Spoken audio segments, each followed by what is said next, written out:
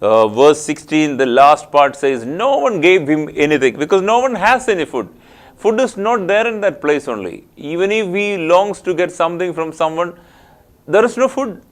Who will give? How can people give food? Because there is no sufficient food in any houses. That was the hardest situation in his life. Let me tell you, my dear brothers and sisters, maybe you are also going through a crisis like this.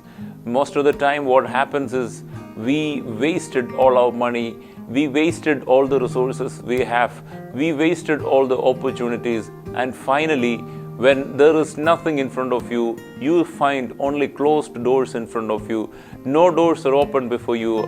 You are knocking at different doors, going to different places, knocking at different people, different doors, but no doors are open before you. Going and finding all the 99 doors are closed in front of you. You have no way. And that is the time you think about that loving, gracious Father who is sitting at his place where you have left. And he's just waiting there, and you are thinking about that good old Father who would probably, if I go back, he will accept me once again to his house. Even if he is not accepting me as his own son, let him accept me at least as his servant, the last grade servant. He's thinking about that. All over his life, he was giving trouble to his father. He was not giving any sort of peace to his father. Every time he was like, I want my freedom. I was standing for my freedom. But a time comes where you started thinking about your father. You are thinking about your servants, the servants who are there with his father. They're all having a free life. Even though they are slaves, they have their own freedom. They have at least stomach full to eat every day.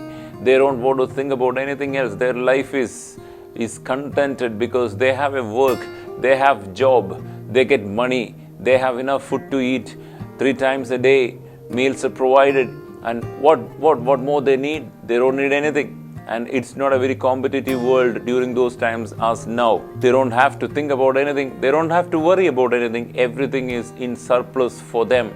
And now this boy who left his father, all his privileges, looking back, thinking about what he has wasted so far.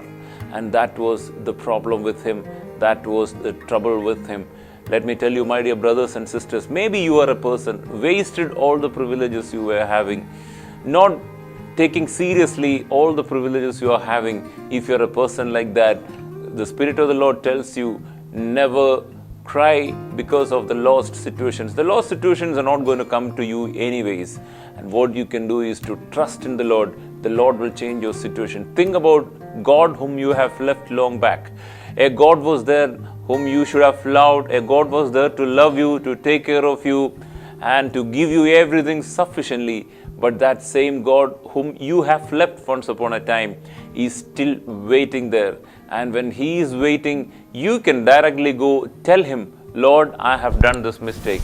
I don't deserve to be called as your son. I don't deserve to come back to this house. But if you consider me as your servant, one of the least servants, that would be so great. If you're a person waiting there, out there, looking for an opportunity to go back to your father, God is waiting for you. Now we see one interesting thing in verse number 17. When he came to his senses, he said. So far he was not in senses. When he left his home, when he left his parents, when he left his privileges in the house, he was not in senses. When he enjoyed with all the worldly resources, when he was simply wasting his life for the people around, when he was having a lot of friends around, spending a lot of money, probably drinking, and somewhere it says he was spending all his money with the prostitutes. We don't know exactly. Still, all the money he was having, he wasted. And in all those times, Bible says he was not in senses. He came to senses only when he found that there's no food for me to eat. There's no food provided anywhere. I have no food to eat.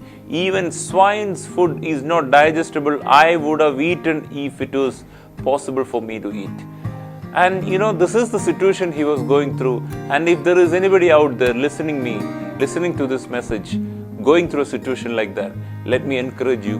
God is there beside you to tell you, yes, my son, yes, my daughter, come back, and I am willing to accept you to my fold.